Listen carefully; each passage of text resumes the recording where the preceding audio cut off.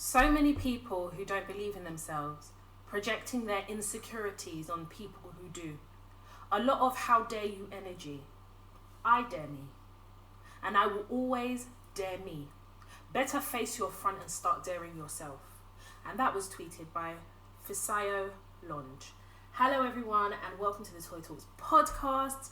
Toy Washington here, each and every Tuesday to deliver you a brand new episode.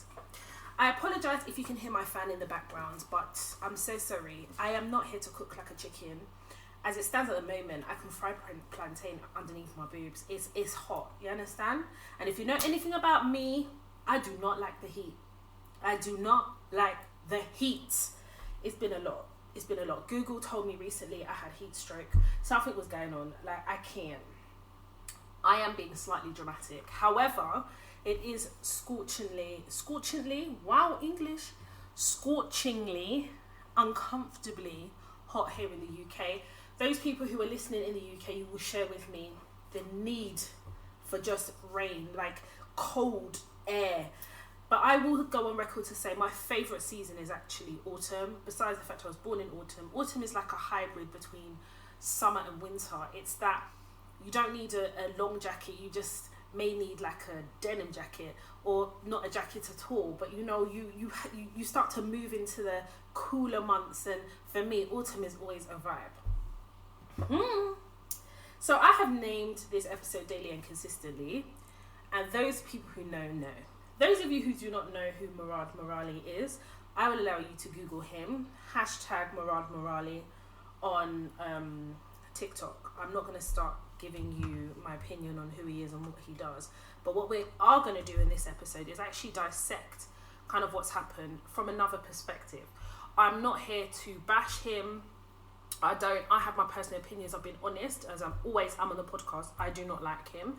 I have previously, in a previous episode that I will link in the show notes, shared the reasons why. And for me, what you're not going to do is pretend to be a social justice warrior by day, and by night it's a whole different story. So let's just rewind. I was in and out of my bed, yeah? I was sleeping because I said the weather was peaking. It was hot. So I was just in my bed like that, and the urination in my bladder caused me to wake up. I went to go to the bathroom. As I went to the bathroom, I eased myself. I went back into my bed. Now, before I went down my bed, I just checked my phone in it, because usually I have my phone on either do not disturb or silent. This particular day, it happened to just be on silent. And one of my really good friends had messaged me, and to be honest, I love hearing from this particular friend because she's just such a vibe. And she just makes me die. She's so funny. And whenever she messages me that late, something is happening. So I said, what's happening? There was like these loads of messages. My eyes shut open. And if you know anything about me, I'm not a morning person. My eyes, you know what shutting open is? And this is where I saw what I just cannot unsee in relation to Murad Merali. But what was even more shocking for me is knowing how he purports himself on social media, involving himself in black women's business, yeah? Talking on issues relating to the black community as an Asian man. I just, personally for me, I don't understand. And I've already told you, and I believe it's the episode about B.A.M.E, where I said I do not believe in the melting pot of B.A.M.E. Our experiences are not the same. I can't sit here and talk about the Asian experience. How can I ever conceive that would be anything that I could possibly do, as my experiences are limited to my black experiences as a black woman. But Murad Merali has been propelled as a social justice warrior by none other than black women, and we're going to get to that. So what was more disturbing to me is the racist language used in those sexual videos, and they were sexual by nature. I mean, listen, however you get your kinks in it, if it's a foot, whatever, the foot the videos were allegedly, and I preface this whole episode with allegedly because we did not see his face, we heard his voice. Yeah? And we can't all not be hearing his voice. Like, you understand? And the wording that accompanied these videos, and I believe the handle was Arab something, I can't remember the full handle, and I don't want to. Oh, thank God I don't remember, because it means I'm starting to forget, which is great.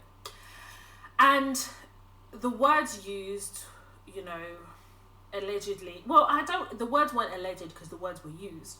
The N-word, calling a black man a monkey, and other derogatory racist terms in the cosplay that was happening, the sexual cosplay that was happening. Now, social media, TikTok is mad, because when this was all going down on Twitter, obviously it made its way to TikTok, and people were like, wake up daily and consistently, where's this guy, because that's his tagline, daily and consistently providing whatever it is that he provides, plus all the social justice stuff that he has made himself into a self-appointed I don't know, representative of black women.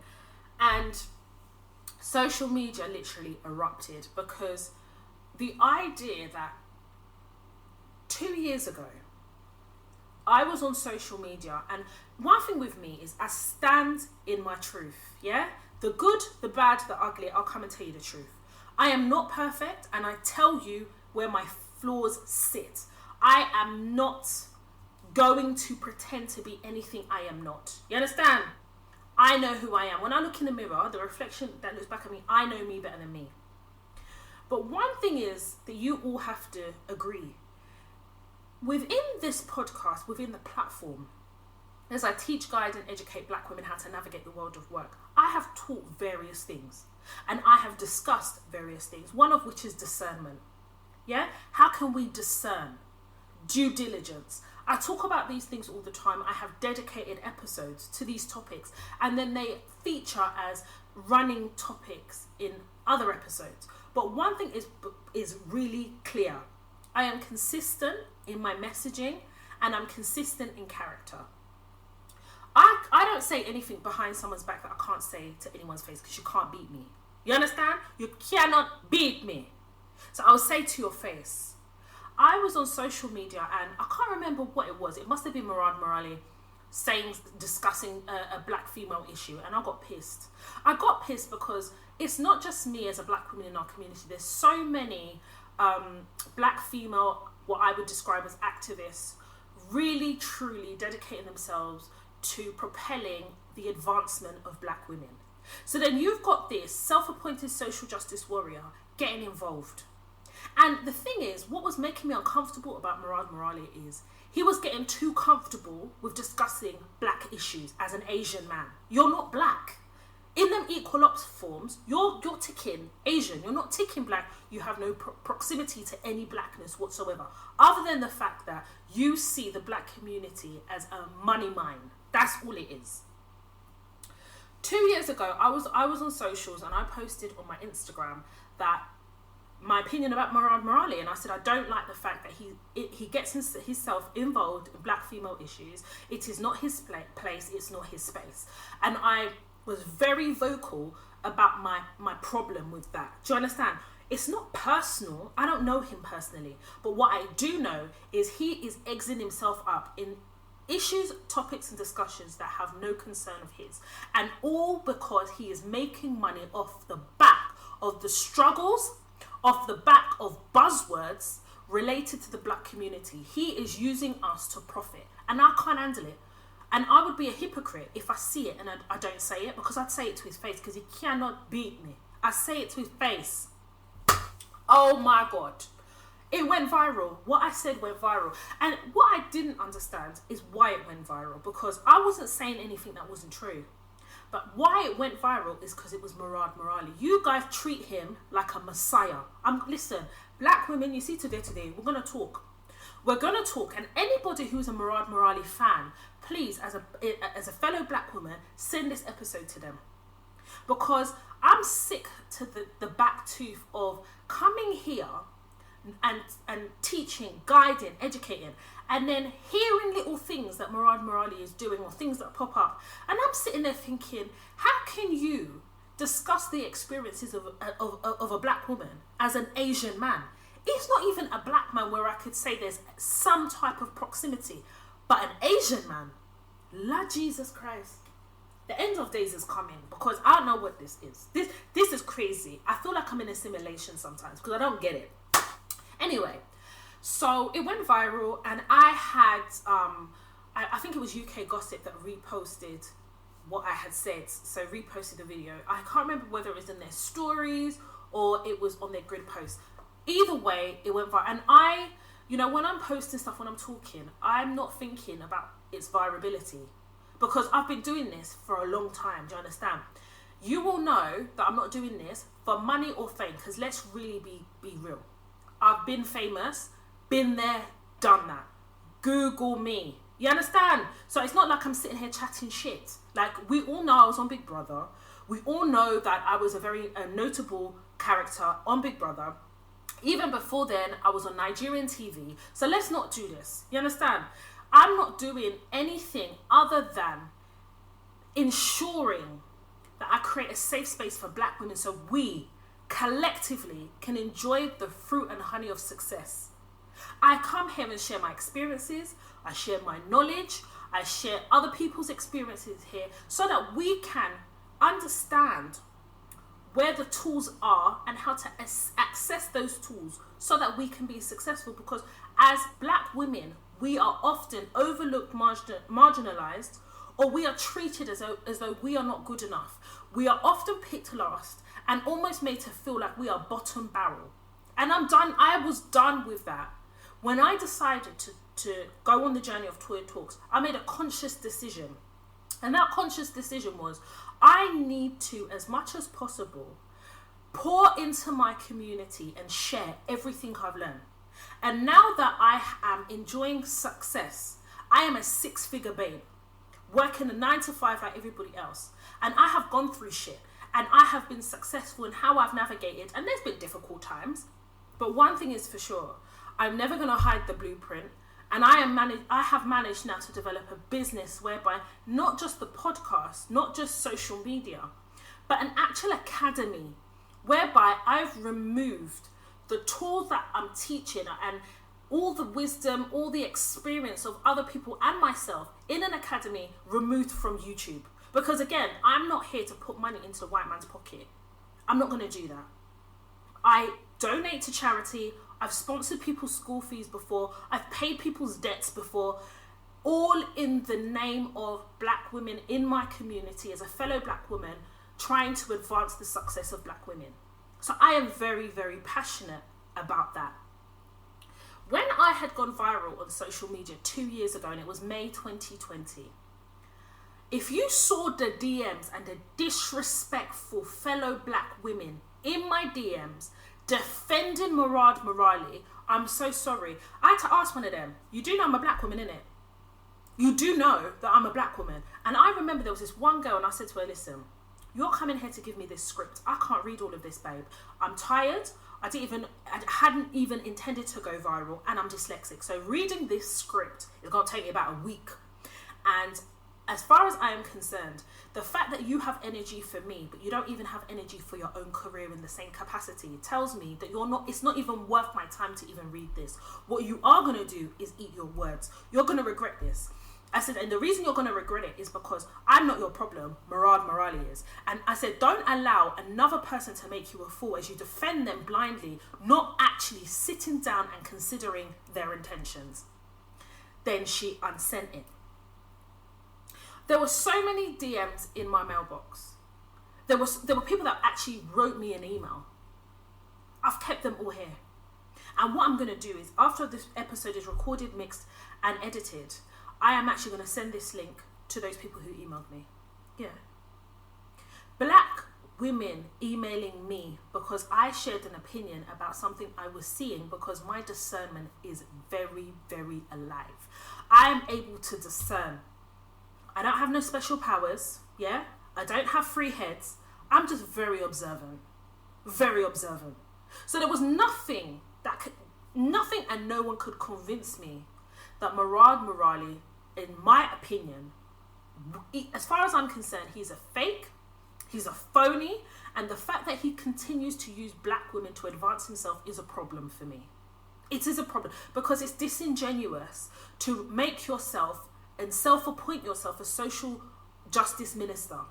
And then as you are ministering onto a community that you have no belonging to, behind closed doors, allegedly, we have racist remarks, paragraphs, we have racist names being called, one of which is a monkey. The N-word was used very frequently, like it's part of your daily communication. And now, be clear, I really don't care about Murad Murali's sexual exploits. I don't care how he gets his kicks. I do not give a shit. What I care about is when you come out in public, you make your money. It's not off the backs of the black community. It's off the backs of black women within the black community. Then you allow yourself to be immersed in a community that you do not belong to. Whenever there's topics to do with how black women are treated, racism, discrimination towards black women, this man is running. I mean, my man is running Usain Bolt type of running. Daily and consistently, this man is running. And if you look up underneath all his videos, it is black women who continue to make this man into a messiah. And each and every one of you now that are shocked, sitting back shocked. Why are you shocked? Did I not tell you 2 years ago? Did I not tell you 2 years ago? Now, the people who have at least an open mind, some of them came into my DMs and said, you know what, Toya? And there was one in particular, she says, you know what, Toya? When you said what you said 2 years ago, I thought maybe you were, you didn't really understand Murad, or at least you wasn't being open to what he was doing. But I realise now that actually you had discerned and you had realised that actually what he is doing there's nothing actually practical that benefits us. And now I feel so disgusted and ashamed to have supported somebody and literally devoted time, energy into somebody that really doesn't give a shit. And here you are, a black queen, that every Tuesday you impart knowledge, and I was almost upset with you for not seeing Murad as an ally. That's what she said to me. And I said to her, but why are you so quick to see him as an ally before you've done any due diligence? Why? What due diligence have you done? I said, all right, forget the due diligence. What has Murad Murali proactively done for the advancement of black women in the black community? Tell me 2 of them. She couldn't tell me. I said, so basically, he's riding the wave of buzzwords. He's riding the wave of our trauma and putting money in his pocket. He's not donating to any black charities. He's not actually proactively doing anything to actually actively seek change within our community. So who's benefiting from this relationship? It's Murad. And I want to get into his apology, or the lack thereof, because that wasn't an apology. I say apology, and I did inverted commas with my fingers because that wasn't an apology. Do you know what makes me angry? I couldn't even listen to the whole of it. Shall I tell you what makes me annoyed about Murad's video that basically addressed what was released? It's the fact that he doesn't even think that black women are deserving of an apology. Because if he thought that, he would have given it. He didn't. He said, oh, the words that were written, he didn't write it. So let's get this right. The ones you know we can't prove is the ones you are now saying you didn't do. But the one you know where we heard your voice is the one where you're not even accepting accountability. You're now telling us about your past traumas, which, if they are true, then of course I am empathetic to your traumas that may have led you to certain things. You should seek help. You should go to the police, and you should self-care. But that can't be an excuse to be a racist. Because what tends to happen is we throw this word, be kind, we throw it around like shit to a wall. But this be kind How come it doesn't extend to black people within the community? Why is it that be kind is not extended to black people who are deeply disturbed and offended by your racial language? No one's saying be kind, but we have to be kind now because you are now weaponizing mental health as a distraction to the topic at hand. Because let me be clear. You have to dissect Murad's apology. Subheading 1. The trauma that he has experienced, if it is true, then of course we empathize with him. Of course you must empathize with him, and you must support the fact that the way to kind of deal with this, the start of dealing with this, is admitting it. Then you have to go and seek help.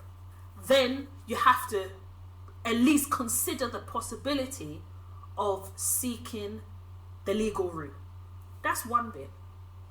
Then we have to address his sexual foot in mouth. That is business. Now, I'm going to say this. I'm more disturbed at the fact that somebody leaked that, because I don't think it just started there. Something must have happened or transpired before that was released, and Murad is not saying it, because I find it really hard that somebody would have these videos, somebody will have all of this stuff that could literally destroy his Murad's livelihood, and one day just decided to wake up one day and release it. No, Murad, there's bits of this that you're not explaining to us. There's bits that you're not filling in the gaps. Subheading, the next subheading, is the racial degradation and the racial abuse levied towards black people. Now, it wasn't just us. I mean, there was other things that he said about other ethnic, quote unquote, ethnic minorities, because you know I don't like the word, ethnic minorities, that were quite degrading and quite racist. But I can't talk for that, other than to say, of course that's racism. But I have to be, as a black woman, I'm more concerned about the racism levied towards us as black people. Now, I don't understand how you can justify that other than to, if you're going to apologize in it. If you are going to take accountability, you must take responsibility. You can't just come here and say, oh, I didn't say this, I didn't do that one, and this one happened, and this. Are you apologizing or not? But let me tell you something. He doesn't believe, in my opinion, that black women are deserving of an apology, of black people within our community deserving of an apology, because if he thought it, he would have given it. But what is it about our community that we're so willing to, number one, make somebody a messiah? What is it about us that are so grateful for allieship, that we're willing to continue to allow ourselves to be oppressed? Where does that come from? Does it come from the fact that a lot of you, because I'm not, a lot of us are still mentally enslaved by oppression? Can we make that a consideration? Because I don't understand how still people are under his comments, and they're black women, completely ignoring that his whole business has been predicated on black women. And now people are making excuses for him and accepting what they think is an apology. If some of you think what he did was an apology, you've got a long way to go, and you need to do some work, because you have to explore what it is within you that thinks that could ever be an apology, and you have to define what you think an apology is, because that's not an apology. If somebody is apologizing, you take accountability and responsibility for what you are apologizing for. So, for example, if someone does something to you, say, I apologize for how it made you feel, that's not an apology. I'm apologizing for saying XYZ. I completely understand in saying that I caused you distress. That was not my intention. However, I accept that is what was done. I humbly apologize, and I hope we can move forward. That is an apology. But the problem is, a lot of us have gone through our own traumas. A lot of us are from cultures whereby we were never really taught apology. Let's be honest, we wasn't really taught it. I'll give you an example. Whenever my mum done something to upset us, or she done something that was wrong, or she done something that, like for example, if she told off the wrong kid got beat for something, my mum wouldn't apologise, you know. What she would do is go in the kitchen and make your favourite food. Now, whilst that may seem cute, what that does is create a generational cycle of a lack of accountability. And what happens is the product, so the children who are being raised in that type of environment, find it difficult then to apologise, because that's exactly what's happened. Now, the difference is we had balance. My dad was balanced. My dad was not perfect, but he was balanced. If my dad done something, he would apologise. And my dad would always say, if I'm doing something to upset you, embarrass you, offend you, I want you to tell me. That's what my dad would say. But be under no illusion. I have siblings that don't know how to apologise, that refuse to apologise. And what happens is it becomes more difficult for them because time will go on, the person will get more offended, and there's no leeway. I remember growing up, especially in my early 20s, I made a point of never apologising because I saw it as a weakness. But what I would do is send a funny text or send a funny message, funny BBM. That's not an apology. Where's the emotional intelligence? Where's that development of an emotional intelligence to recognise what an apology is? And when I went to therapy, I discussed it in therapy about apologising and how it actually affected me that my mum did not apologise for certain things, because what that did is it made me think that my mum could do no wrong. So as I was growing up and my mum was continuously disappointing me, it actually hurt and cut deep, because I had put her on the status of somebody who could never do any wrong, hence why she doesn't apologise. That is a very warped way of thinking. My mum is not perfect, she's not a god. My mum is human. And what had happened was that I actually ridded my mum of the ability to be human. And that's not fair. But my mum started it.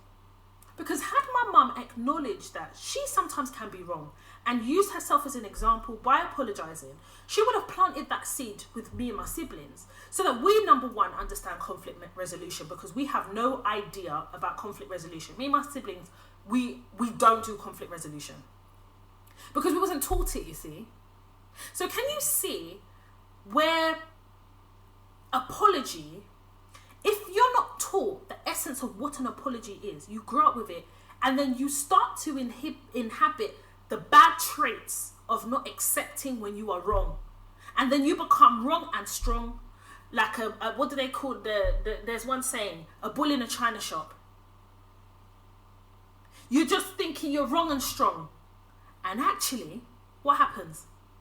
What happens to somebody who thinks they're wrong and strong? They will never ever admit when they are wrong. And what happens is then they themselves do not know how to do conflict resolution. That they are easily offended when you tell them they're wrong. It's disrespectful. No, it's not disrespectful. You can be wrong. You are a human being just like me.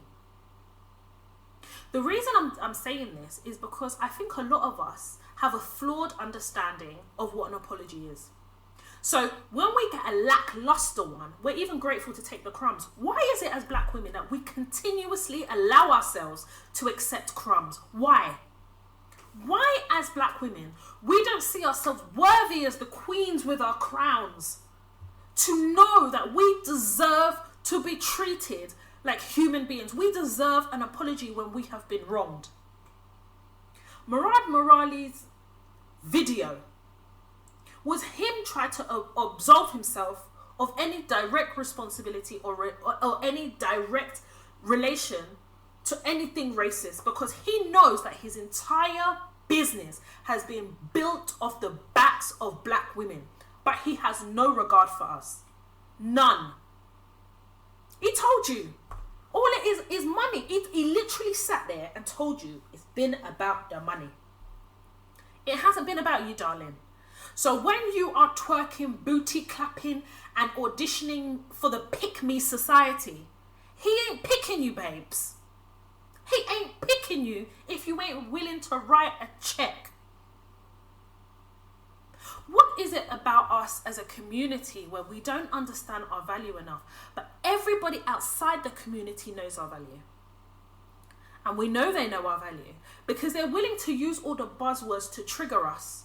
And we will then clap for them, start twerking for them. And then they'll be pocketing the money. Pocketing the money. Let me tell you something. I don't know who Murad Morali's PR is, but he needs to sack them immediately. Because you see that video? You see that video? That video for me is, you know they say your first impression. That is a first impression to me about what he is willing to do to protect his brand. And that is point blank and the period. But what is really deafening is the, cultural commentators of our community have been very silent and very quiet about Murad Morali. But when he was there doing social justice minister, director, everyone was doing woo for him. But now he has disrespected us as a community. And the fact that he has been allegedly racist, no one wants to say anything. And you know why no one wants to say anything? Because they're scared. You're scared. Listen, mental health above everything. I've shared on here my challenges with mental health. And if he legitimately is being challenged from a mental health perspective, he needs to get help. And of course, one can empathize with that because I have had my own mental health challenges. But having mental health challenges doesn't mean that it absolves me from responsibility of when I do something wrong. And that is the difference. That is the difference between somebody who genuinely understands where they have wronged you and the difference between someone who doesn't give a shit. Because let me tell you something. One of two things are going to happen. Murad Morali will either come back like nothing has happened, daily and consistency with his bullshit, and y'all will just slap it up. Because one thing about our community is our memories are often very short when it comes to these self-appointed allies. What you do is you give them these passes to come to the cookout. They don't even get no restrictions. They just come to the goddamn cookout and they bring anyone they want to. And we can't even ask them to leave. We're so grateful when they mention something like Black Lives Matter. Oh my God, he mentioned Black Lives Matter. Oh my God, he's going to get rid of every type of oppression. He's not doing that, babes. You know what he is going to do? He's going to use them buzzwords. He's going to get you hyped and amped. You're going to sit there doing messages underneath his videos. And then you're going to go back to work, back to the struggle. And he is going to live in the richness of honey. So you want to put money in his pocket while you're still going through the things that you are expecting your so-called ally to bring light to or shed light to. He ain't going to shed light to that. What have you learned from him? Tell me, what have you learned that fundamentally changes the way in which you approach life? What doors has he opened for our community? Tell me. Inquiring minds want to know. And that is my problem with Murad Morali. And he's not the only one. If you are not a black person, why do you think it is your job, your role, your position to talk about the things that go on in our community? But you don't see any black person talking about any experiences that the Asian community go through. How can we? How can we? Why is it that we don't see the value in ourselves that Murad does? Murad sees value within the black community. Otherwise, he wouldn't be daily and consistently. You know who I blame for giving him the arrogance and the impetus to think that he's a social justice minister? Is black women. It's the black women that stay underneath them comments. It's the black women that stay gassing this man up. It's the same black women that are now shocked What are you shocked about? Why are you shocked? I asked a question. What has he done to fundamentally pour into our community to affect change? I'll wait.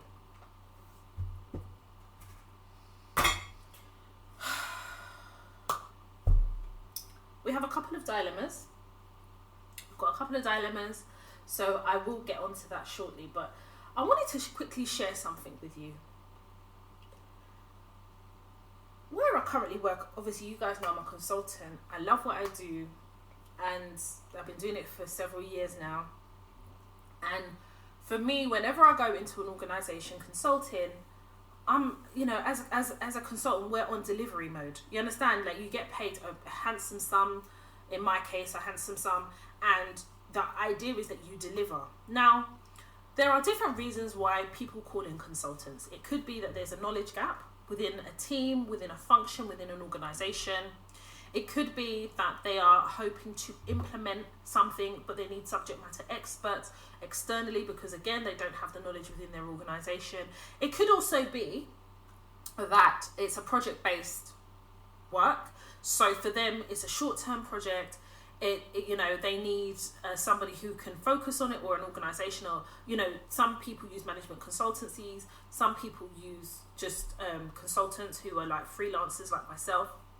Or sometimes they get in consultants because they're currently hiring for a role, but in the interim they need consultants to maybe get something to a finish line, or to fill that knowledge gap while they hire permanent recruitment. Now, typically it's more expensive to hire freelance consultants, yeah? However much you get paid, whether inside IR35, outside IR35, consultants are typically more expensive. They're more expensive because you're paying them, as in my case, a day rate. And what you will find is with a per member of staff, you get away with paying them less because there's other added things like pensions that they get. Whereas as a consultant, if you're outside of IR35, you have to, you know, pick up the tab for your own private pension. So whenever I've worked in different organisations, public, private, third sector, I think something that is very much a common theme is the perm staff are either gonna like you or they're not, and it's hit and miss. I've got to be honest. I don't think any particular industry is worse than another. It's hit and miss, because a lot of these perm members of staff, they know you get paid more than them, so it either goes down really bad, i.e. what are you doing here, and they won't necessarily say that to you, but you feel that energy, or it's a case of them kind of wanting to find out certain information about being a consultant because they want to kind of find the courage to do that themselves. Either way, I don't participate in any of that shit, yeah? I'm there to do a role and deliver. I know who my stakeholders are, who my key stakeholders are, who are my influential stakeholders, and I'm very focused on getting paid and getting out. And this is the beauty of consulting. You don't get involved in the politics, you're not interested in the politics, and you're not involved in it if you don't want to be. If you want to involve and immerse yourself in it, your assignment won't be for very long. The whole idea is, as a consultant, they need to see what they're paying for. And we're on consulting at the moment. There is a guy, and we're going to call him Fred. Let's call him Fred. Now, Fred he's been in the organisation for about 3 years, and he works on a different team, but he does like commercial contract management, right? Now, when I was brought in, I've been brought in to do key pieces of projects, and they're really like high visibility, high value contracts, yeah? And my boss, she's really lovely. I really like her. I get on really well with her. Don't get me wrong, she's not perfect, but you know what? She pays my invoices, approves my timesheets. She is always available if I need to sense check something with her. She trusts my commercial advice. And I recently drafted something and I sent it to her and I says, this is what I'm sending to the client. Can you come back to me by 5? She didn't come back to me by 5 and I had to send it to the client. And she emailed me later on and she says, one thing I like about you, and she goes, I do like other things, but one thing I do like about you is you're very clear and very decisive in what you're doing. So I don't have to necessarily approve certain things. I just trust you'll do the right thing. And that was actually really nice for her to say. And it hasn't gone unnoticed. So the permanent members of staff in the team, they've noticed that, you know, I get stuff done, because when there are wider team meetings and we have to give updates about our projects, you know, I give my updates, you know. So Fred has been in the organisation, as I said, for about 3 years, but he wants to come over to our team. Now, and I say our team very loosely, because really I'm a team of one. But what I'm actually saying is the wider team in which I sit in, there's I'd say there's probably 2 of us, maybe 3. Let's call 3, because I think the other guy is in our team, but I don't see him a lot. But yeah. So my boss basically said to me, you know, she says, Toya, I'm advertising for so-and-so role. And she goes, I know you're not going to apply. And I said to her, oh, you can't afford me. And she started laughing. So this guy, Fred, put a call in my diary. And he said, catch up. Now, when somebody puts a call in my diary called catch up, I'm not your line manager. You're not my line manager. What is this? Like, I don't understand what we're catching up about. But okay, cool.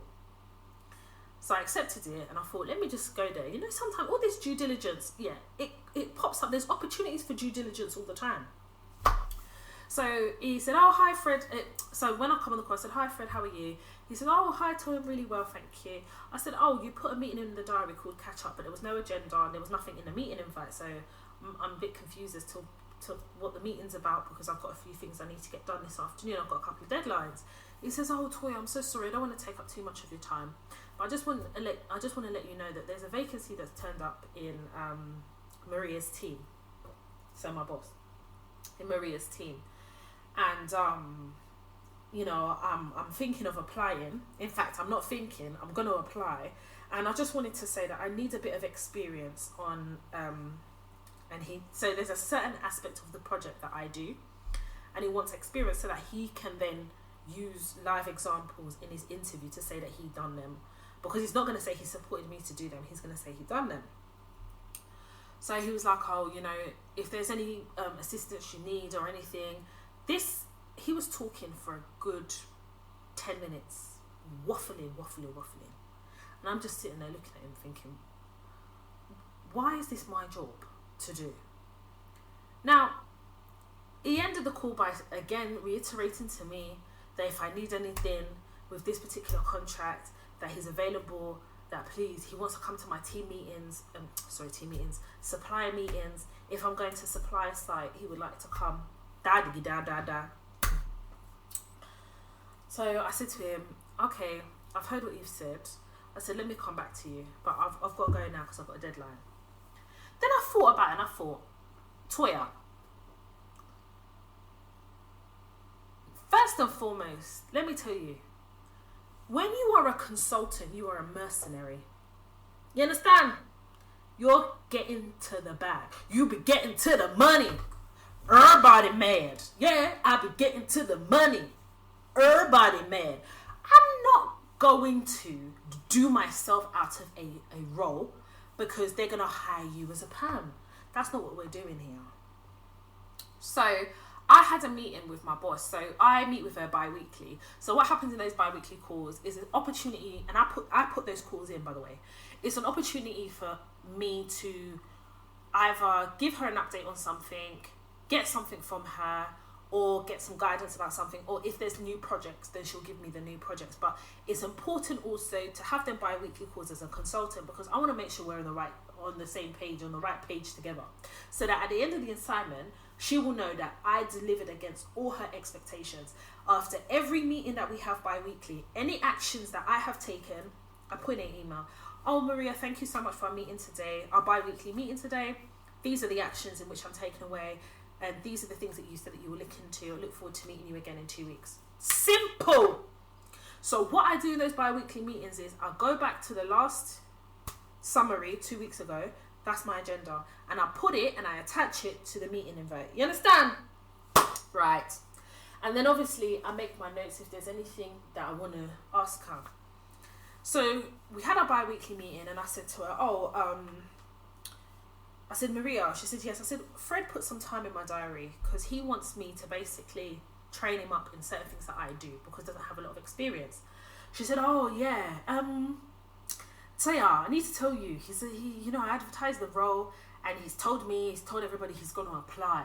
I don't really think he's good enough, but he's going to apply. So obviously I'm going to give him an interview.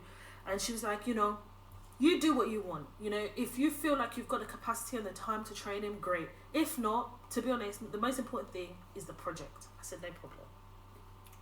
So I went away and thought about it, and I thought, hang on a minute. This white man is gonna use his checkbook of white privilege. So we already know that he's already shortlisted for interview. Now, he knows that I'm a consultant.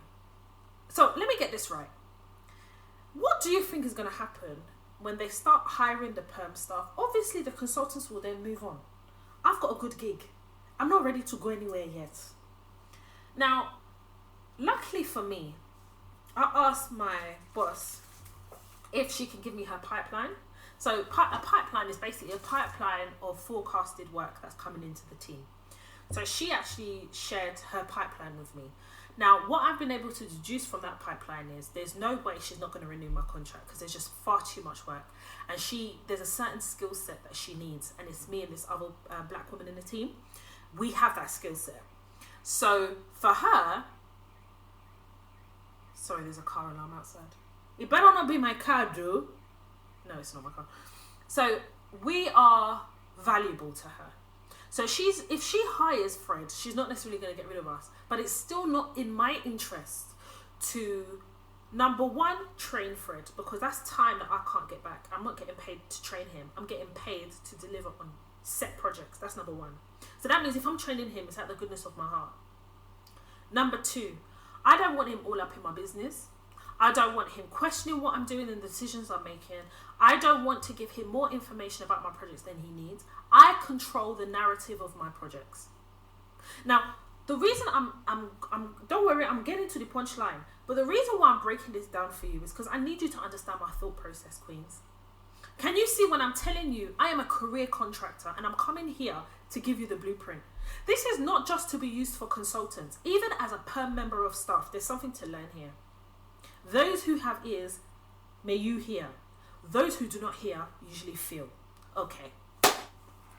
So, in my mind now, I'm thinking, whilst I'm very sure that my contract is going to be renewed. In fact, Maria has made it clear on several occasions, quite publicly, that she needs me and my other colleague. But I know that I don't put my destiny in anybody's hands. But it's nice to hear, innit? Yeah, I will still be talking to people. I had a call today. I don't put my destiny in anyone's hands until you sign on a dotted line. But then I thought to myself, I can't have him too close to my... And the other thing is as well, I don't know about you guys, but I like to take credit for the things I do. I like to take credit for them. I don't want anybody to confuse who the main woman of the match is. Nah. Because even as a consultant, I still have a feedback folder. Of course I do. Of course I do.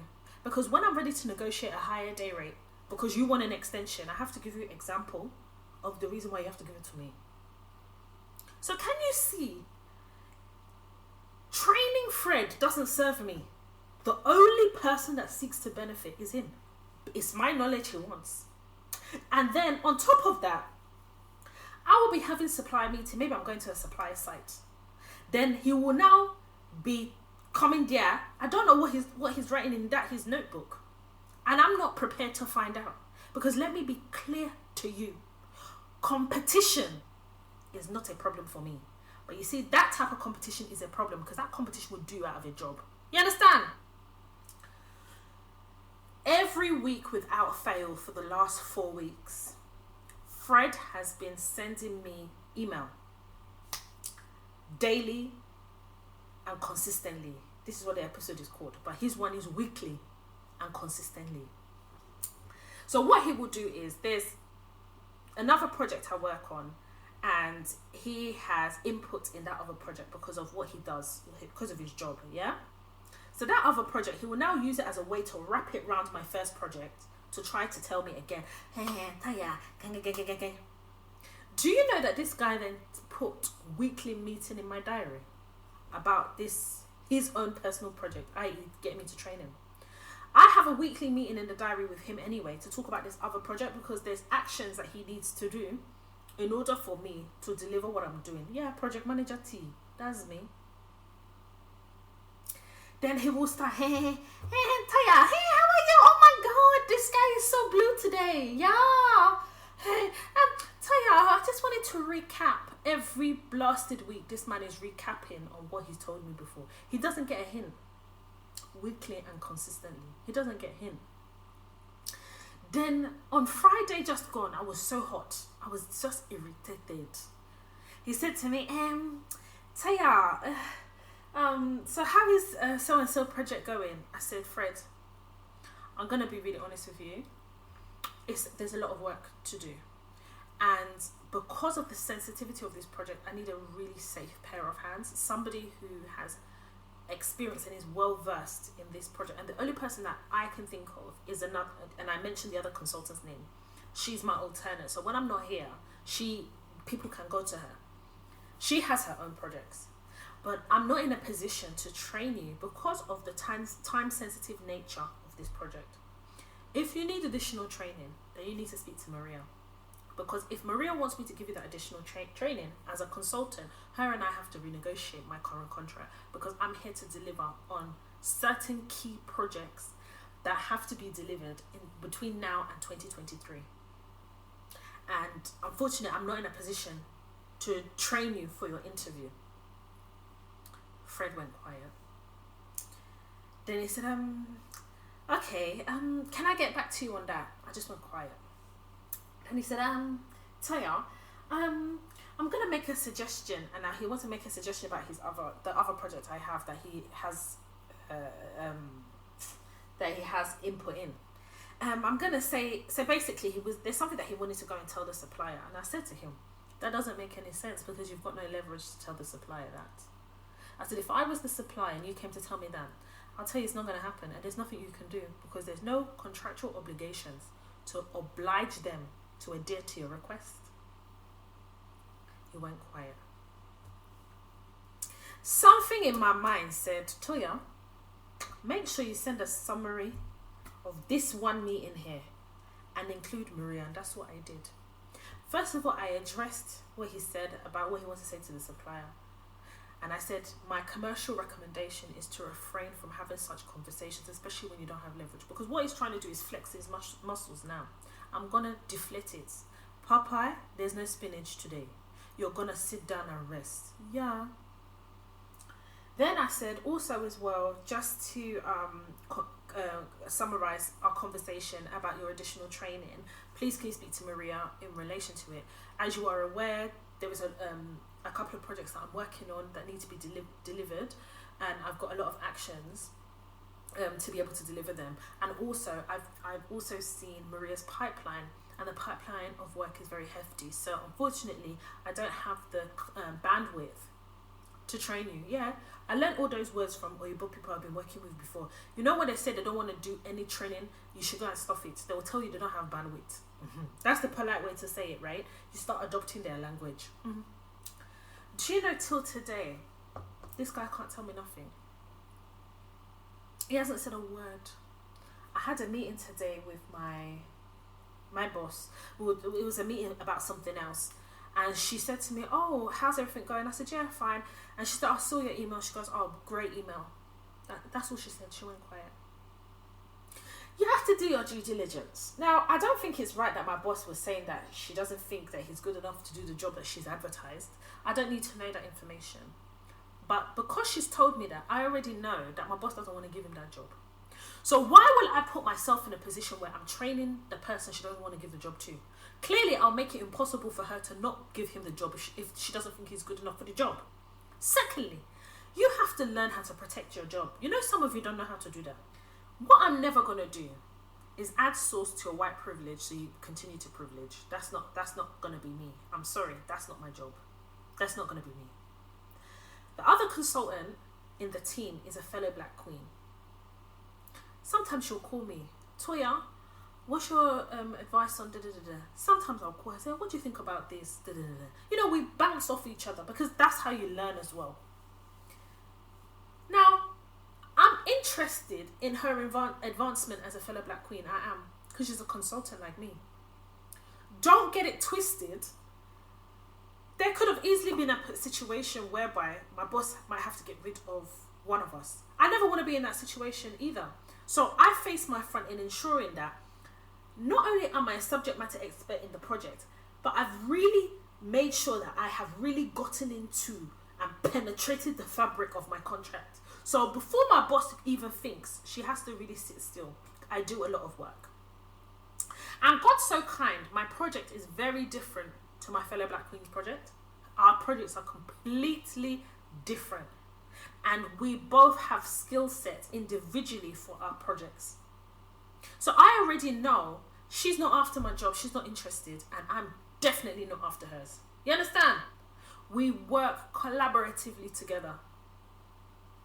Now, if there was a situation where my boss had to choose between, I wouldn't actually even mind, because I'm happy that a fellow Black queen is even in the same team as me, and I'm in the same team as her.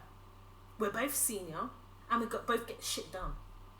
But what I'm not prepared to do is know that eventually my boss is gonna have to hire a whole perm team. Why will I do myself out of a job by training this guy for free? For free. Let me tell you something. You think my training was free? And my training wasn't free. All this education I've been from law degree to law school to masters in law to SIPs to all these toxic jobs I've suffered in this life, then I should give him free training. The audacious audacity of white middle class men is very mad. I don't know what cheap drugs that guy is on. But he genuinely thinks he's entitled to my time to train him. That's the audacity. In that situation, queens, are you able to discern and understand the need for you to play the game, but protect your job? That one came weekly and consistently, oh. Murad Morali came daily and consistently, oh. Discernment is the common theme between Fred and Murad. Discernment. You have to be able to discern. Because if you're not able to discern, you find yourself with egg on your face. And me, I don't like egg yolk. It stinks. I don't want it on my face. I don't want it on my face. What I'm not prepared to do is fight for a job. No, I don't do it. I've already done the competition at interview. You said that it's me that is the best person. So allow me to be the best. I have been in situations before where I've worked in organisations and I've seen how somebody will train somebody for a job. That person will now apply for a higher job than the person who trained them. And when they get that higher job, they'll forget that one person that trained them because they're now in a lower position than them. They're in a higher position. I'm not here to advance Fred's career. That's not my job. That's his job. The fact that he's even where he is because of white privilege. Because I'm telling you right now, common sense isn't always common. Don't get it twisted. I'm not saying Fred is bad. I'm saying that Fred's attention to detail is amazing. He's very efficient. But when it comes down to the nucleus of the job, he's got work to do.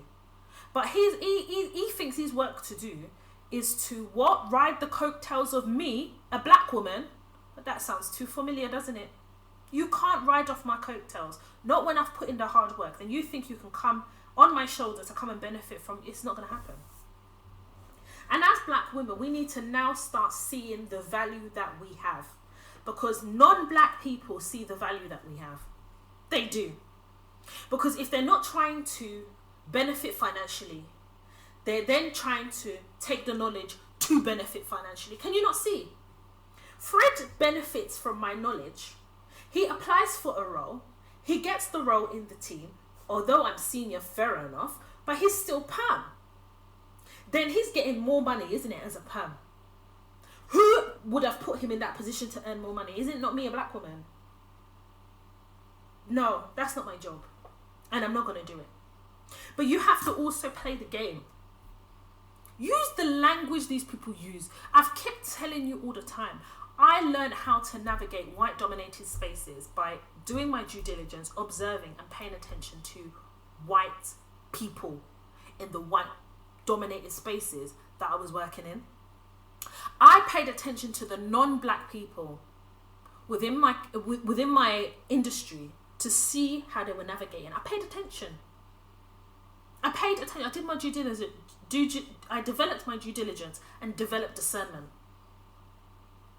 Some of you don't know how to protect your job. You don't know. You're doing like me, I like you. I'm not here for likability politics.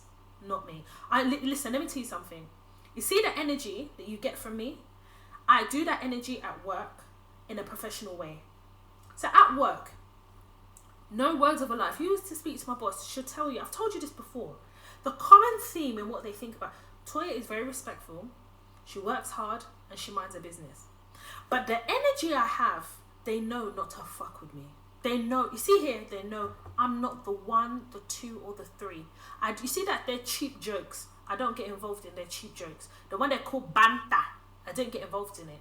When they're there, you know when a meeting starts on Teams and they're waiting for people to come in. Oh my God, look at you today. Oh, you're as red as a tomato. I'll just be there with my camera off. When the meeting starts, I decide if I want to put the camera on. Because what you're not going to do is do that joke or think I'm laughing. I'll make sure I put my thing on mute. If I want to laugh, let me laugh in my own house, in my own private. Let me laugh inside myself. Understanding how to navigate the world of work requires you to also be present. You've got to be present in your own success. It's not just going to happen. It literally is not just going to happen. You're going to have to be present. Being a subject matter expert is your secret weapon. But also understanding other people's motives. What is this person's motive? Let me tell you something. So within commercial contract management, supply chain, things like that, you've got your stakeholders, and sometimes we do stakeholder mapping, right? Now, naturally, I've just developed this thing whereby when I go into a contract, when I go into an organisation, I'm making one of my objectives to find out who my stakeholders are and what are their levers. What is their drivers? Because once I know what their drivers are, I can leverage that to get what I want from them. One of my stakeholders, her driver is she hasn't been in the particular organisation for too long. She was a contractor, but she went perm. And one of her, so she's got a couple of drivers, but one of them is she wants to create a good impression. Obviously, one of her drivers relates to her actual job, right? But I don't even want to get into that. But also as well, she said to me that she doesn't like to get in the detail. That's what she said. She doesn't like to get in the detail. Do you know how powerful that is? That means that she's looking for a safe pair of hands to get in the detail on her behalf to make her look good. So now when I go to her and ask her for stuff, after already achieving some quick wins, she knows that she can trust Toya, subject matter expert, safe pair of hands, to get certain things done. I know this because last week, finance went to her for something.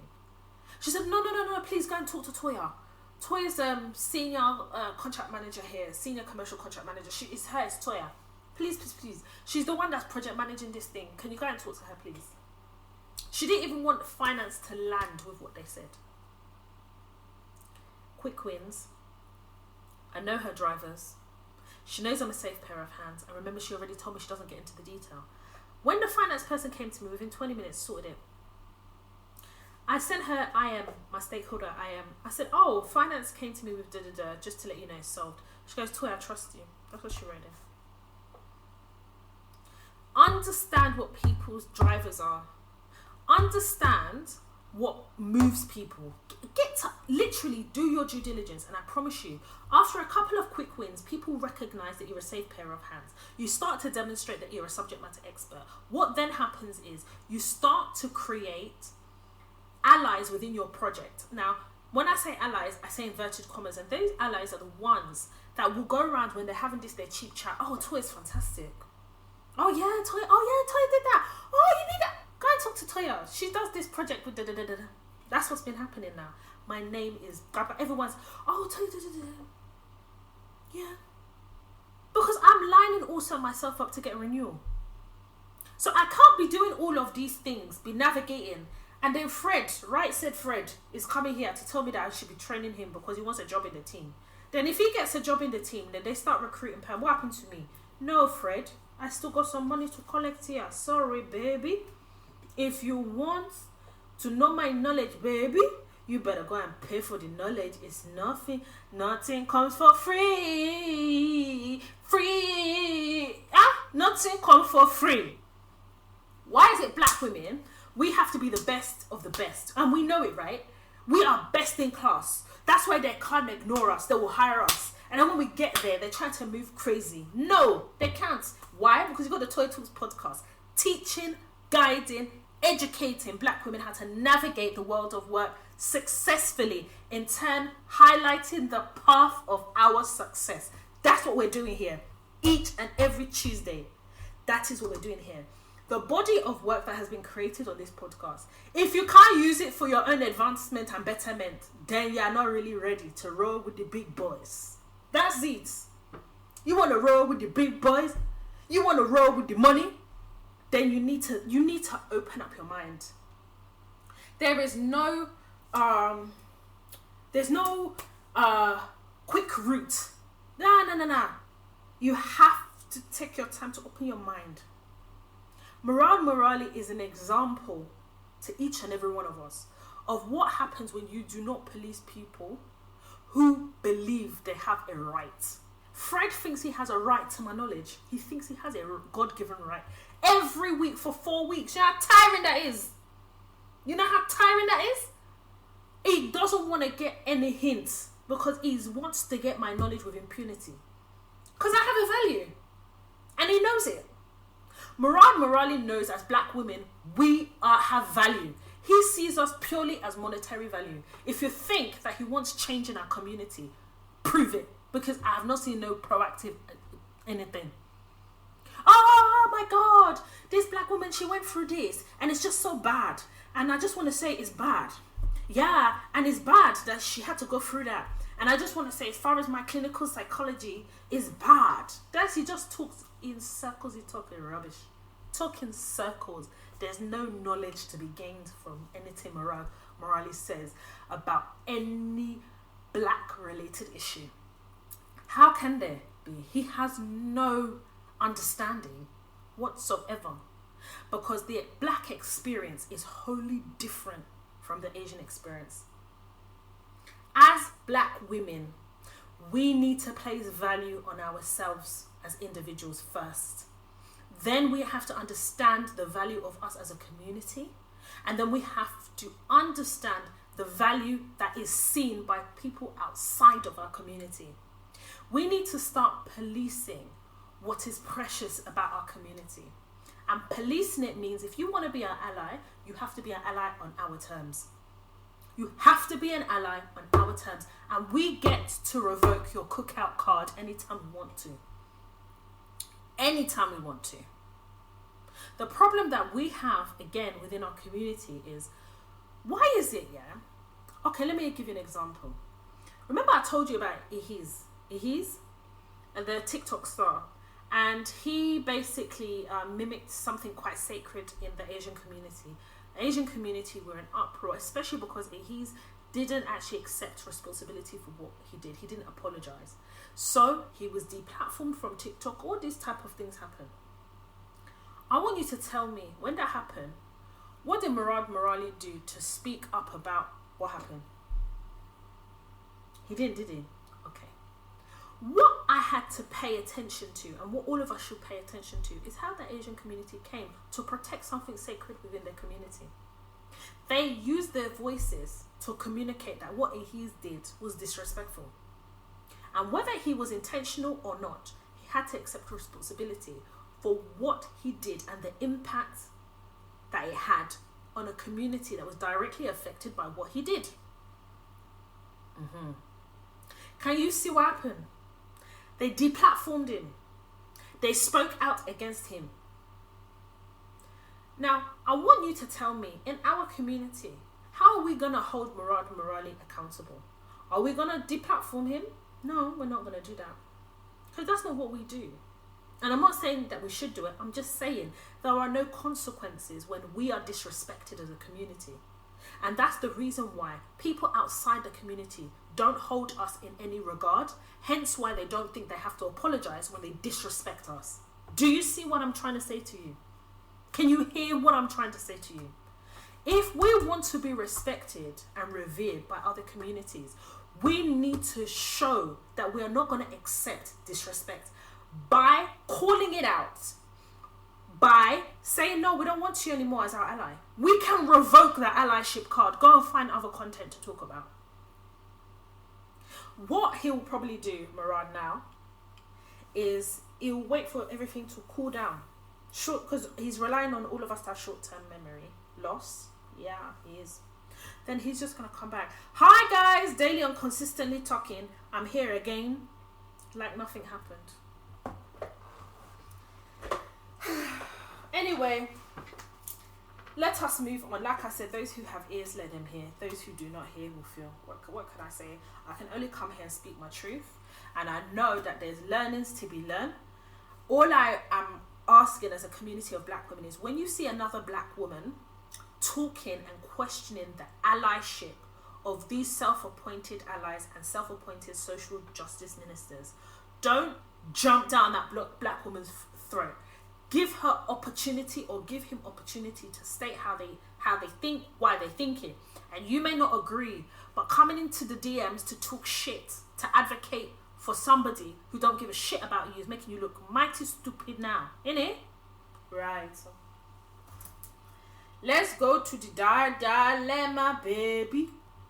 So there's two dilemmas. The first dilemma, the subject is dilemma: aunt-in-laws want us to postpone our wedding. Hi Toya, I hope you're well and want to say thank you for all the good content you put out there. I'm a fan of you and what you have taught so much. I just have one question. I'm getting married at the end of this year. We was planning this since last year, but we didn't tell anybody in our families except our mothers. When we announced it last month to the family, my fiance's aunt was annoyed and stated that there is another wedding on the same date as us. But me and my fiance was not aware of another wedding was going to happen on the same date as us. The girl that's getting married lives in, let me change the country, lives in Spain and is not related to my man. The girl's family and my man's family just know each other. Even my fiance stated that he's never even met the girl. That aunt had the audacity to ring me last month and started screaming and yelling at me, saying that we should change the date and postpone our wedding. Hey! Come and see one audacious auntie like that. Wow! My sister, I was quiet because I had so much respect towards her. When she was screaming, I got annoyed and told her, no, you cannot tell us to change our date because of someone I don't even know is getting married on the same date as us. I was so furious and broke down in tears and hung up the phone. The week before this happened, she also rang my mum and told my mum, oh, we should have told her before and she should ask her for the permission or approval before they set the date. So ask the auntie for permission. Who is this auntie, please? Anyway, can you imagine? She set up a meeting with my fiance's uncles and other aunts, convincing them not to come to our wedding. But it ended up that they were all against her and told her, no, it's not going to happen. The wedding will still be going ahead as planned. Now she is ashamed and embarrassed. My question is that now everybody is against her. I never called her after this and she never apologized to me or my mum or my man. She called my fiance this Thursday. She asked him why I don't call her anymore. Do you think I should call her to confront her on what she said, did and said towards me, or do you think I should just set boundaries by cutting her off completely? So, if you listen to this podcast, you heard about what I said about apologizing and the toxicity, especially that sits within our culture, where adults believe, and I say adults, but I'm an adult too, but you know what I mean. The older generation believe that they don't have to apologize. Let me be clear to you. This so-called aunt, because it's so-called because she's not acting like an aunt that is really eliciting any respect. She basically tried to bully you into changing the date of your wedding. so that she can go to another wedding who is not related to her, to you, to him, nobody. She just wanted to go and show. Then on top of that, she then called your mum and told your mum that before you set a wedding for the date, you should have sought permission from her, as in this, your fiance's auntie. Then this same auntie then called a meeting with the uncles and everybody to try and tell them not to come to your wedding. And now this so-called auntie, because this word auntie that we give to people is like a respect that they're not working for. This so-called auntie now rings your fiance and says you don't call her anymore. Says, can I ask you a question? Why are you even entertaining a bondage that this woman is trying to put you in? You know, if you want to gain some self-respect, you have to give it to yourself. You don't need to have any conversation with her. None. Because the conversation can't start unless she apologizes. And we know that this audacious auntie isn't going to apologize because she don't even have respect for you, your fiance, or your mum. There is no respect there. Who is she that she thinks that you will postpone your wedding for her so she can go and gallivant to where she's going? So my question is, if she's not prioritizing you or your fiance, why are you prioritizing her by even entertaining? She rang my fiance, and then the fiance said, your wife hasn't called me, and then what, you should then call her? No, I don't think so. You've called for my opinion, I'm just going to give you my opinion. You know, in that situation, I pretend like business as usual.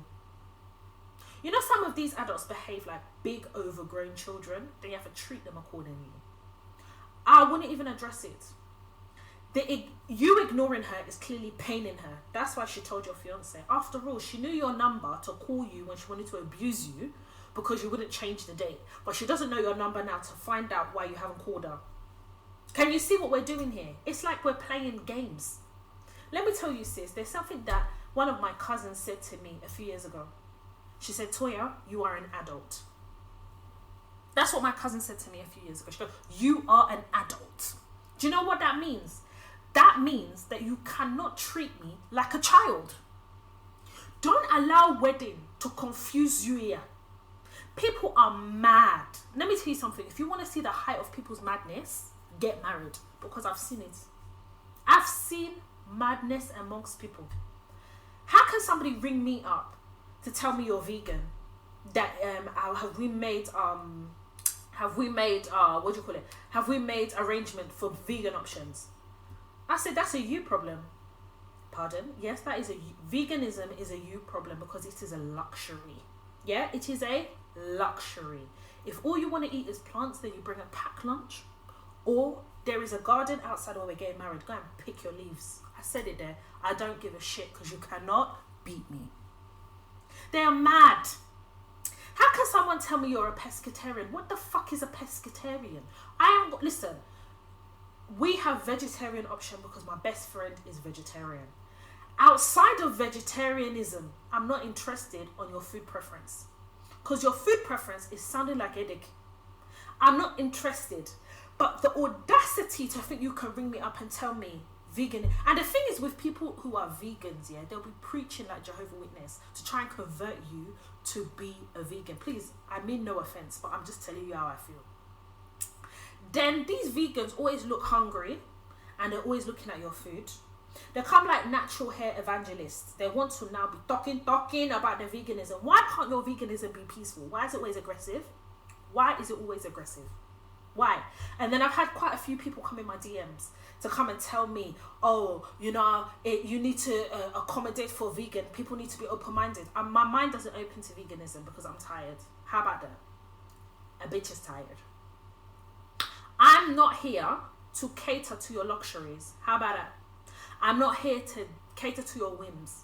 You see, the problem that people have, when people are inviting you to a wedding, your job, your sole job, is to center the bride and groom. It is not about you. What is it about these older generation that seem to think that it's them that is getting married again? They center themselves, but they don't have no money. If you said to this aunt, okay, we're going to rearrange it, but it's going to cost £5,000, this woman would tell you that you should pay, God will provide. She don't give a shit. She doesn't give a shit. about how it happens, the money spent, your feelings, but you're here saying that if you want to set boundaries, you have to start by showing them how they're going to respect you. And that's the gospel truth. I can't be spending my money and you're flexing your muscles and you're not giving any money. What's all that shit? Let me tell you, when I tell you about my wedding and everything, the episode Mortgage or Marriage is coming. I'm running a tight ship here. I'm not here to entertain bullshit. Do you understand? I'm not here for it. If you give me a headache, I will tell you to fuck off. Because me and my husband are the ones signing them invoices and paying them checks. Me and my husband are the one planning. Me and my husband are the one sourcing.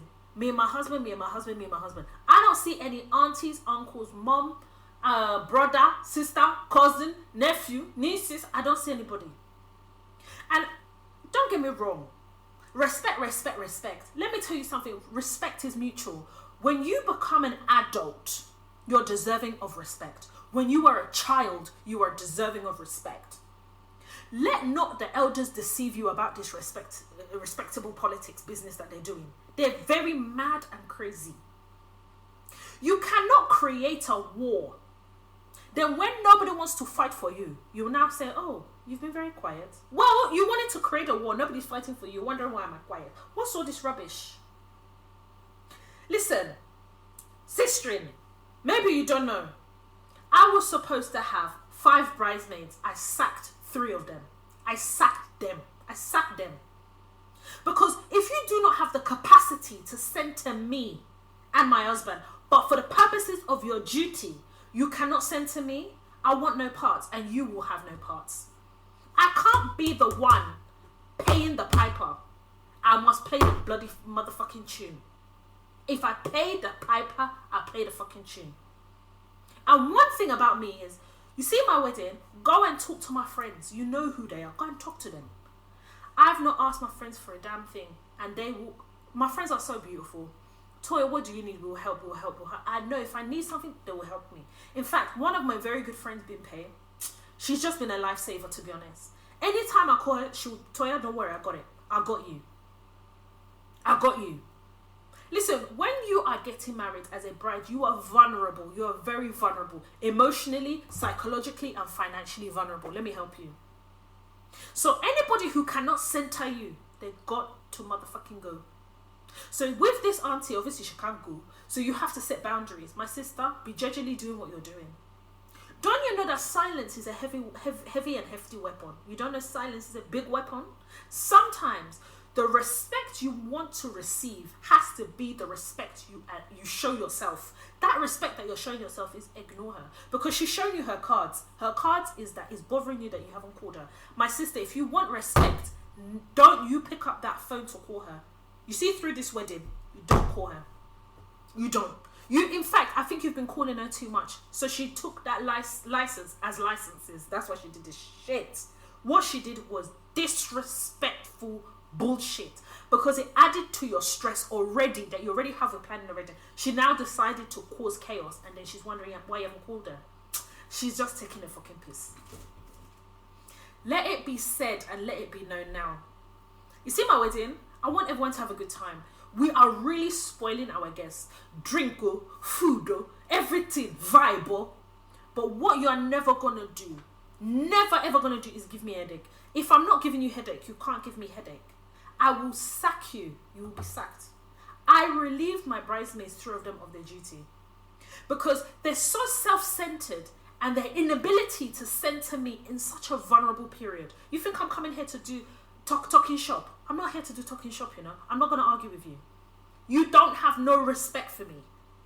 Some of us need to recognize when people don't respect us. You are showing that respect, but people don't have respect for you. You have to then remove yourself from the situation.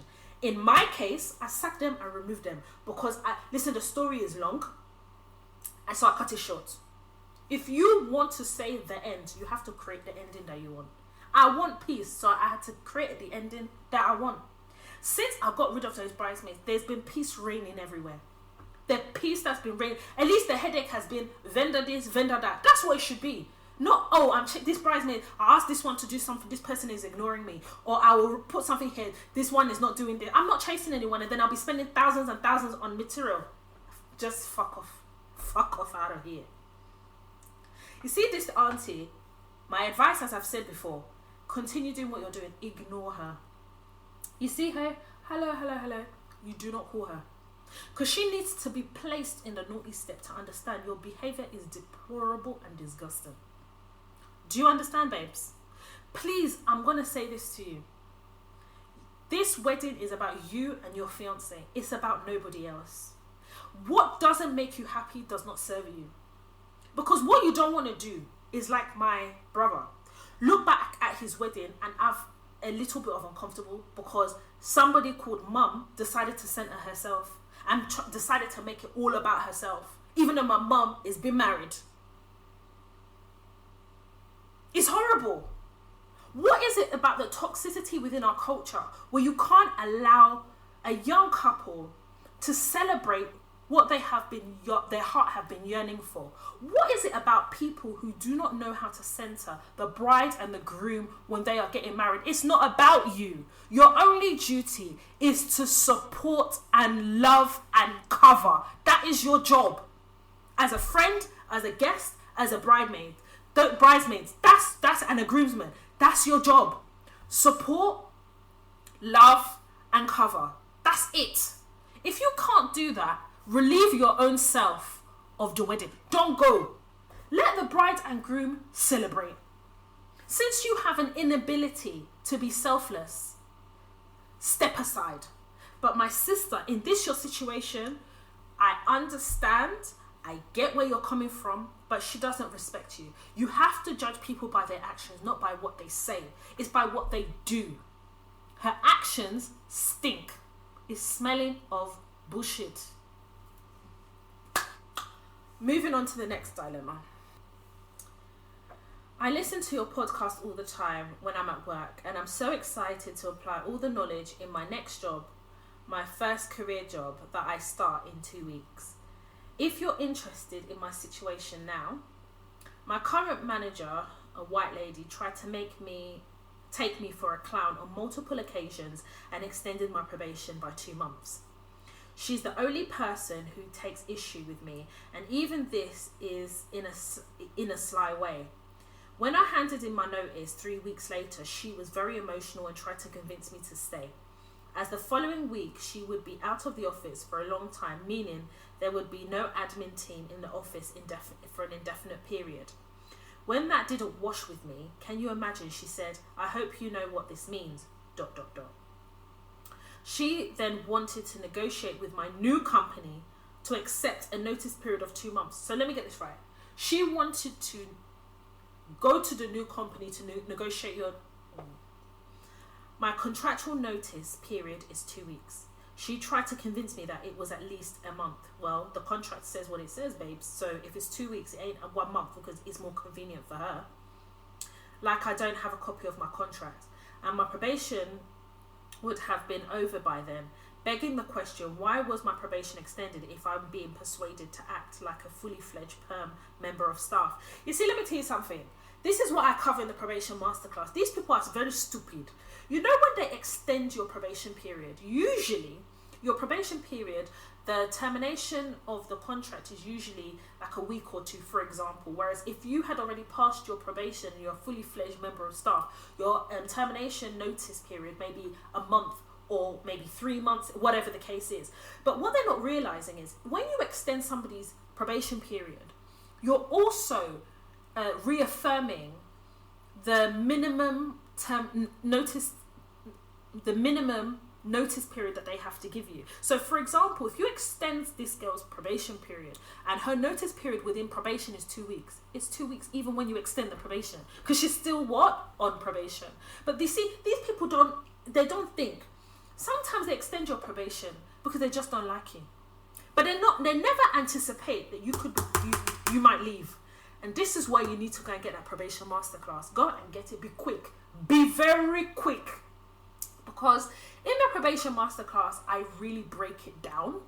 I literally break down your employment contract, what you should look for, how you actually manage a probation period. What happens when a probation period goes pear-shaped? How do you manage it contractually from an employment perspective? How do you deal with it? I literally give you the blueprint within the probation masterclass. This queen has purchased it. So already I know that this queen is flying high. I listen to the podcast on my work computer, so my internet history is full of Toya talks. If you want to bring this up in a podcast, could you please change some details, as I have a feeling they're nosy. I need a reference from them. Ha ha ha. She is also a one man band HR. Thank you, Toy, for creating these resources. I see firsthand how they're helping us black women play the game better. Thanks again. Let me tell you something. This queen hasn't asked for advice. She just asked that she just said I can share it with you. She's already purchased the probation masterclass. Queen, please let us know how this ends up, because that probation masterclass, coupled with the fact that you are proactive in asserting your contractual employment rights, tells me that this will be fine. But the only bit that confuses me is, why has she got access to your new employer? Because I'm sorry, there should be no way that she is able to contact them on your behalf and you can use GDPR. You have not given her permission to use your personal data or have access to discussing anything personal to you with your new employer. That's number one. Number two, she is definitely one-man band, because it's only a one-man band that is stupid, that doesn't understand HR employment law. Because if she does anything to compromise the new job, you can sue her, and I will personally help you to do it, because she's very mad. You understand? She's very mad. Hopefully the probation masterclass will help you. I know it will help you, because it is very extensive, and I give a lot of information about how to handle a probation period, especially if a probation period is extended. I do go into that level of detail, but more importantly, how to be proactive in managing your probation. And also, I say to people all the time, and I reiterate it in the probation masterclass, when you are on probation, you should still be interviewing for jobs. Look at this queen. Look at what's happened to this queen. Her probation was extended. She then resigns because she's found a new job, and now they're begging her to stay. But you wanted to kick this young queen to the curb. You wanted to make her uncomfortable for an extra 2 months, not knowing if she will actually get a fully fledged contract at the end of it. Let me tell you something. Probation period is an opportunity for them to find a replacement. Go and purchase the probation masterclass to find out more. Right. I'm going to leave it there. I am going to leave it there. Queens, what gives me the most joy is knowing that I am pouring into my community, the community of black women that we have created here. And I know we have black men that listen to the podcast as well. And I choose black women first, then I choose black men, and then everybody else. But let me say this to you.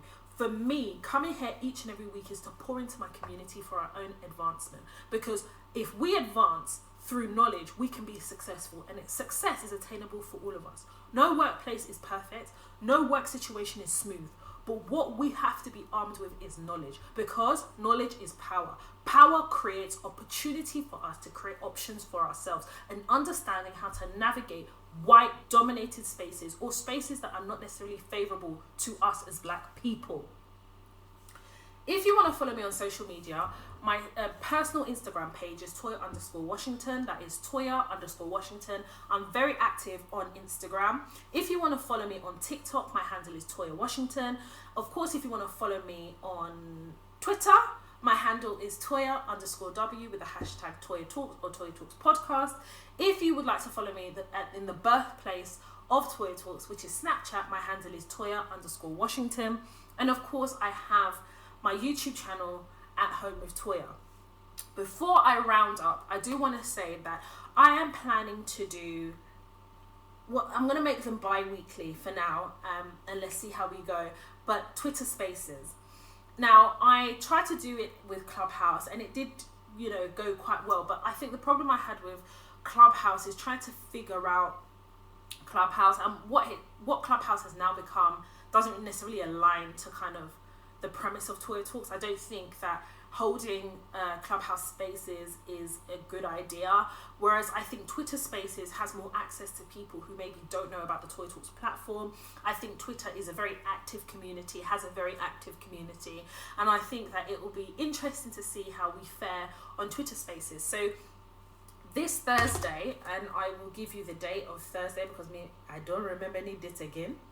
This Thursday, the 18th, So this Thursday, the 18th of August, I will be holding a Twitter Spaces room. I will pick a topic and literally have a discussion.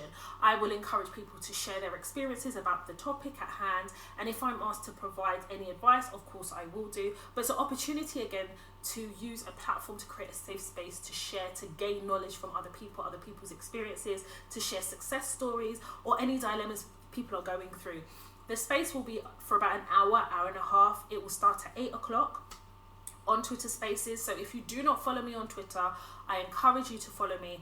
My handle is Toya_W, and I am looking forward to the first topic, which I haven't decided yet. But once this episode goes live, I will create the space on Twitter Spaces, so you can schedule a Twitter Spaces, so hopefully you'll be able to see it and people can join. And then 8 o'clock on the 18th of August will be our first Twitter Spaces, so make sure you come and join. If you've got any questions, come and share, and even if you just want to listen, hopefully it will be a successful Twitter Spaces, and I hopefully will be able to come next week and give you my opinion about Twitter Spaces. I am slightly nervous because again, it's outside of my comfort zone. I feel very comfortable doing podcasts and stuff like that and speaking on Instagram, but I don't know what it is about Twitter Spaces that kind of, I don't know, I find it quite daunting. So I definitely know it's something I need to walk towards, and that's what I will be doing. So come and support, show your support, and as always, your support of the Toy Talks podcast and platform is greatly appreciated. If you have a work-related dilemma or life-related dilemma and you want to send in your dilemma, your anonymity will be protected, and I will do my very best to advise you. Please email hello@toytalks.com.